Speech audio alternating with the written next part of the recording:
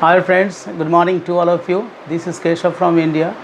Today is almost all the leading newspapers of India have published a very shocking news that says that Pakistan will chair the Taliban Sanctions Committee of the United Nations Security Council in 2025 and serve as vice chair of the counter-terrorism committee of the 15-member UN body, that is Security Council. According to the list of chairs of the subsidiary bodies of the United Nations Security Council, Denmark will chair the 1267 ISIL and Al-Qaeda Sanctions Committee of the United Nations Security Council, while Russia and Sierra Leone will be vice chairman or chairpersons of 2025. But whosoever will act in which committee, that is not a matter of for India, but the concern is that India is very much worried about the decision of the 15-member Security Council.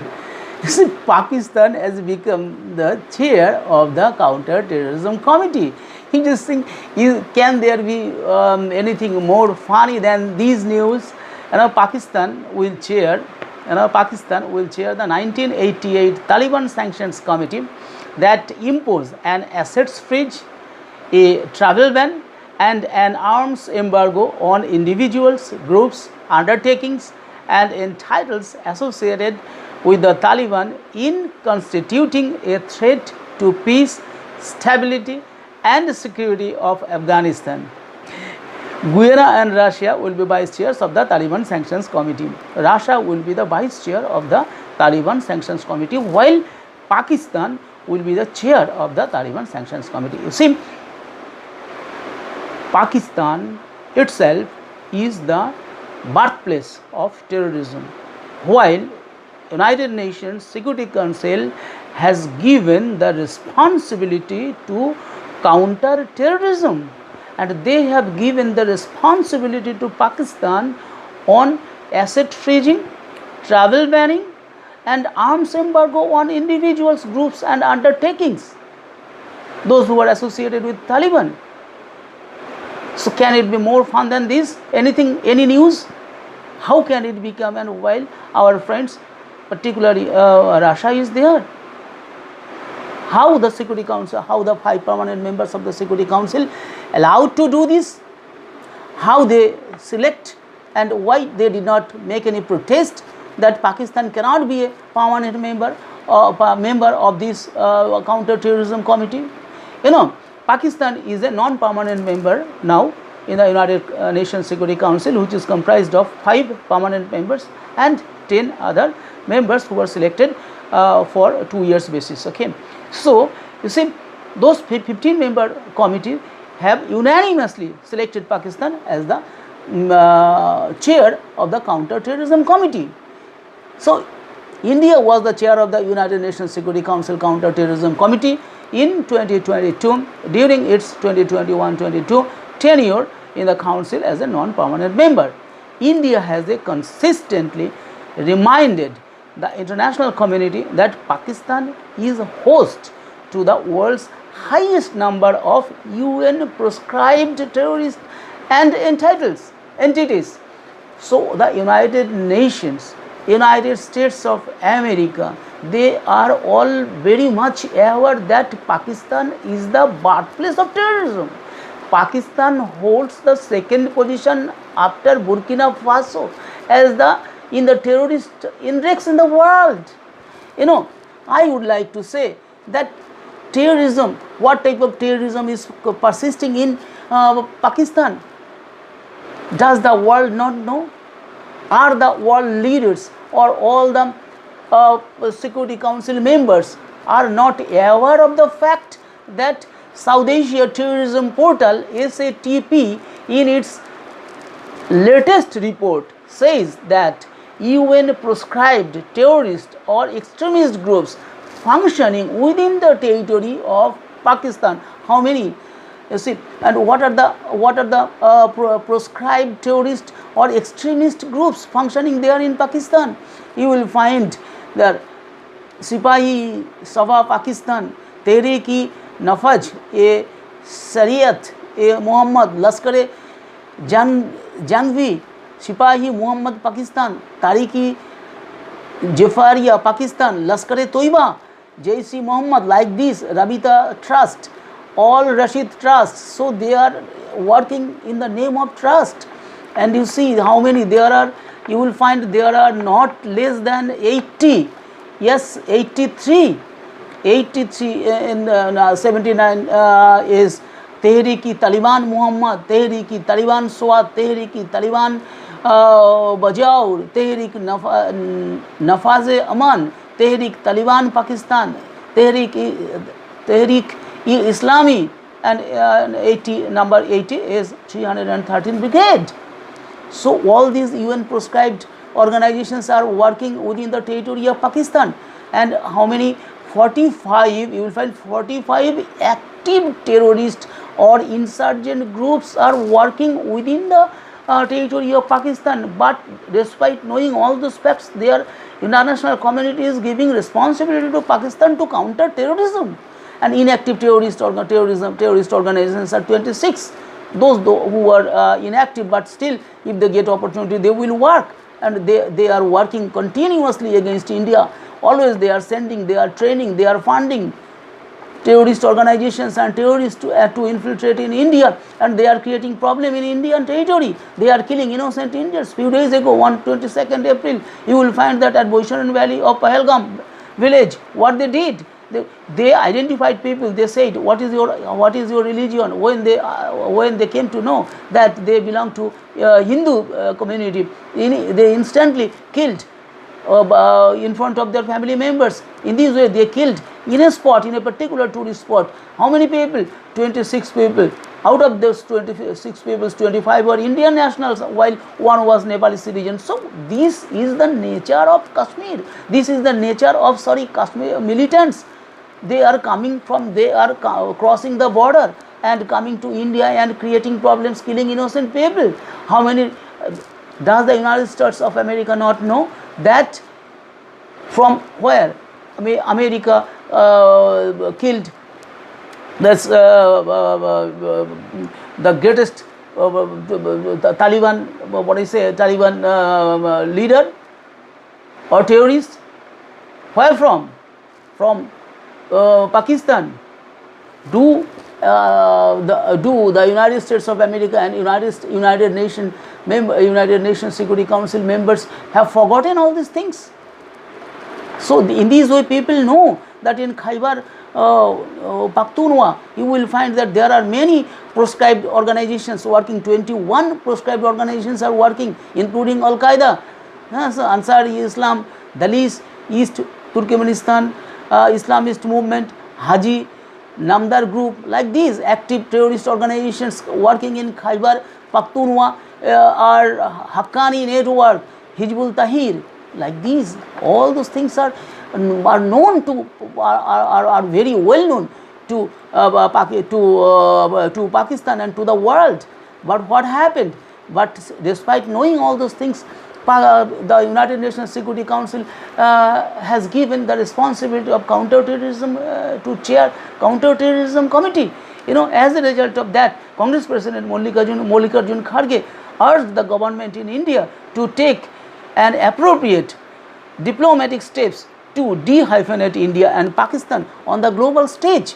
Because you see, if India still doesn't take action, I think now India has done mistake by stopping by stopping war or by stopping military attacks on Pakistan.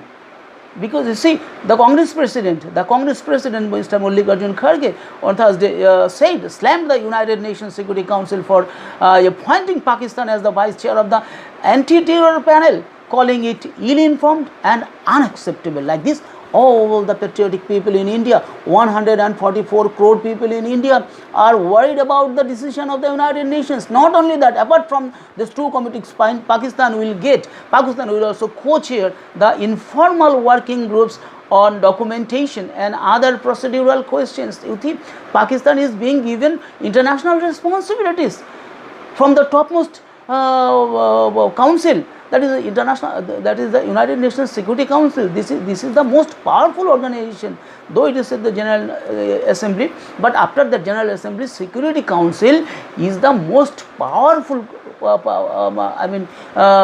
powerful committee or powerful organ of the United Nations. So United Nations is giving, Security Council is giving responsibility to Pakistan, this kind of responsibilities. And not only that, the United Nations Security Council decision, Kharge said that the Congress as a responsible political party would urge the government to take appropriate diplomatic steps to de-hyphenate India and Pakistan on the global stage. And Shiv Sena UBT Priyanka Chaturvedi also criticized the United Nations Security Council's decision to hand Pakistan 2 key important posts, saying, repeat with me, UNSC is a joke. Yes, UNSC has made themselves as a joke. And Pawan Khera said, then he has also criticized. So almost all the people have criticized this organization. They will definitely criticize. So it is a matter of criticism. That is why the people have started criticizing. So you see, but despite knowing all those things, how Pakistan has been given these kinds of responsibilities, it is very wrong and it is very unfair, and India protests against this, and India will definitely not allow. Not allow means it doesn't have anything to do, but still it will keep on protesting against the United Nations Security Council to redecide or to rethink its decision. You all know that United Nations permanent members are 5 countries. Permanent members are five countries. Those founding 5 countries. Those are United Nations of United States, France, United Kingdom, Russia, China, okay, and United Kingdom. So these are the five permanent members of the United Nations Security Council. Okay, but what are the present non-permanent members of the present 10 non-permanent members of the Security Council? Those are Algeria, whose term will be finished in 2025, and then Denmark by 2026, and Greece 2026, and Guyana 2025, Pakistan 2026, and Panama, Republic of Korea, Sierra Leone, Slovenia, and Somalia. So these are the 10 other non-permanent members of the United Nations Security Council. Non-permanent members of the Security Council may not be aware of this, but China is very much aware of it, that what Pakistan is doing, and China is aiding and abetting Pakistan's terrorism, because they are supplying arms to help or to facilitate their road and belt policy. So belt and road policy. So they have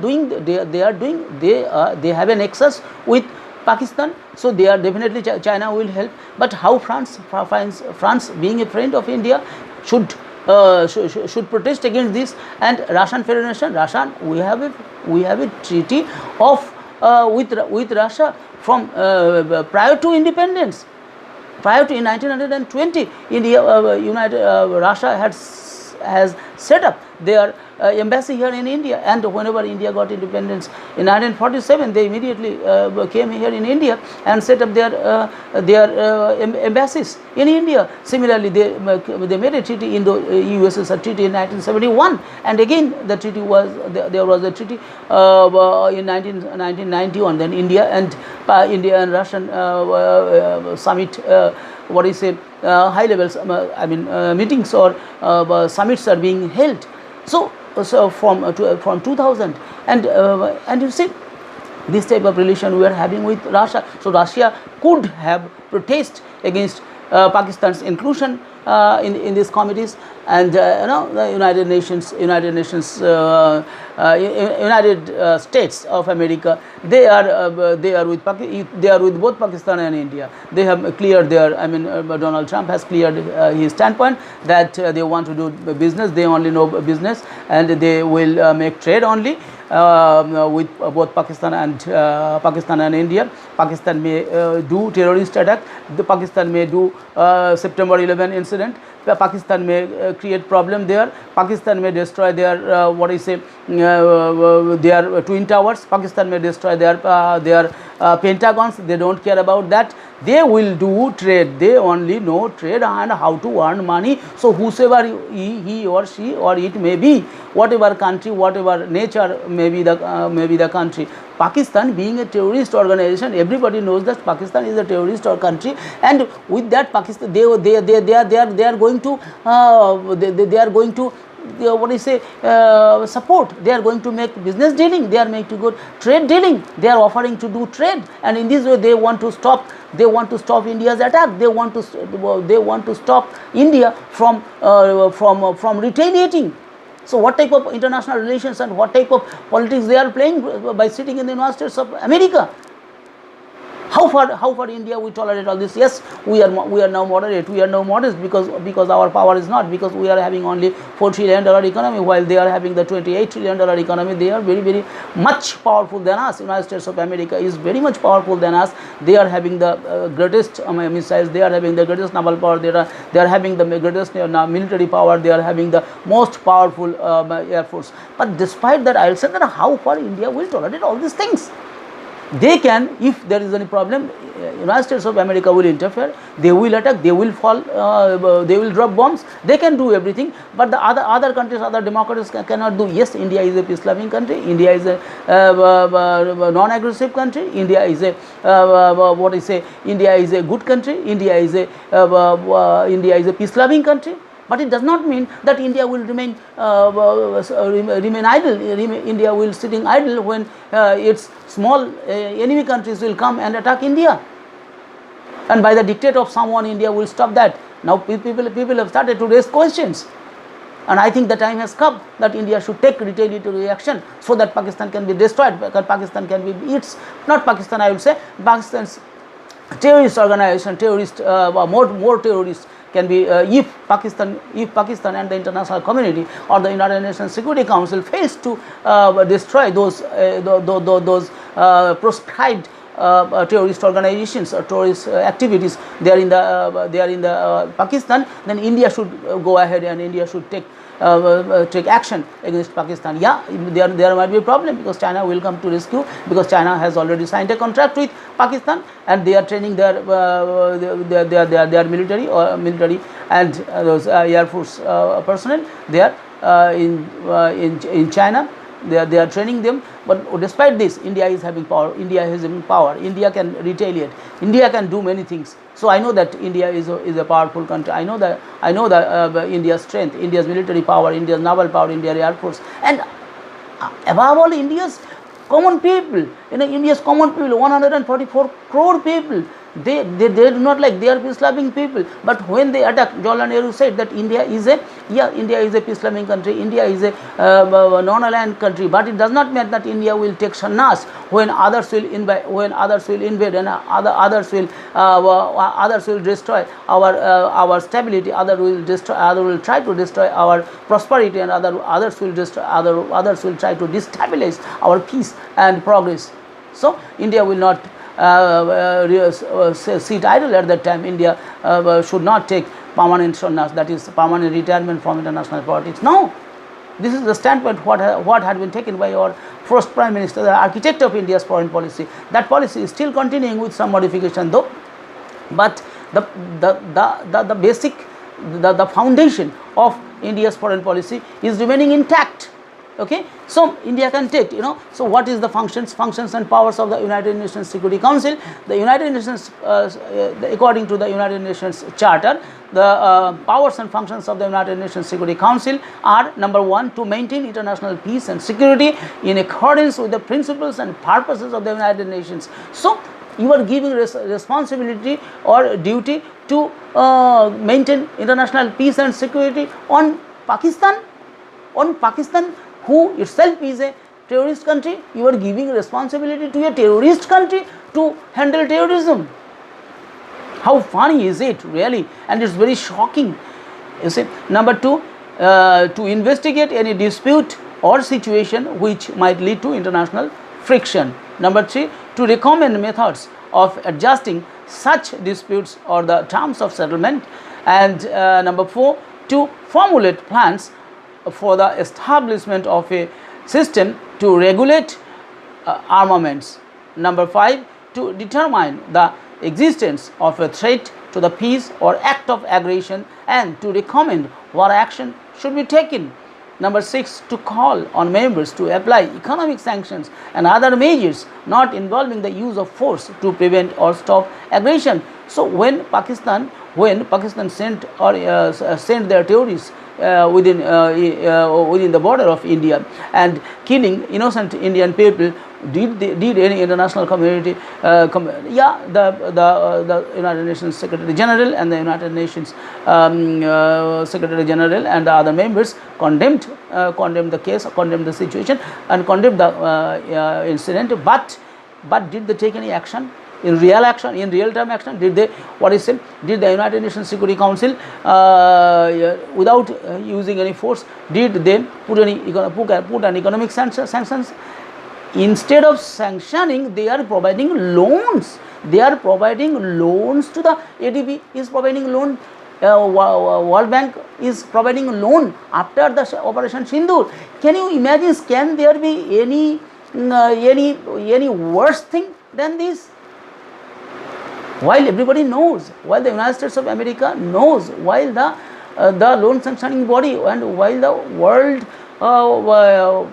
financial organizations are very much aware that these money will be used against India, will be used for buying weapons against India. Those money will be used for buying weapons, for funding terrorists, for funding terrorist organizations, for training militants, for sending militants, for giving compensation to those who killed those terrorists who were killed. So this type of operations, these types of things are terrorist funding is going on in the USA, in Pakistan, and USA is supporting, United Nations Security Council is supporting, World Bank is supporting, ADB is supporting this by funding them in the name of development. This is really very funny and very shocking and very disturbing to every Indian people, to every Indian citizen. Okay, so there are some other provisions of Security Council that to take military action against the aggressor, and then to recommend the admission of new members, to exercise the trusteeship function of the United Nations in strategic areas, and finally to recommend to the General Assembly the appointment of the Secretary General and together with the Assembly to elect the judge of the International Court of Justice. So these are the functions and these are the duties have been mentioned in the Charter of the United Nations Security Council. Okay, so I am telling that why despite knowing all those things they are doing, by knowing all those things, why United Nations Security Council has given Pakistan this kind of duty, why this kind of responsibility. I strongly condemn and I strongly disagree with the decision of the Security Council. I will say that it was not a good decision, because Pakistan can never be Pakistan at present is a non-permanent member of the 15 Nation Security Council, and it should not be given the responsibility of Taliban Sanctions Committee as chair, and it should not be given to serve as vice chair of the counter-terrorism committee of the United Nations Security Council. With this, I would like to conclude here, and I will request the world leaders and the world community as a whole to condemn this thing, to write letters, to write on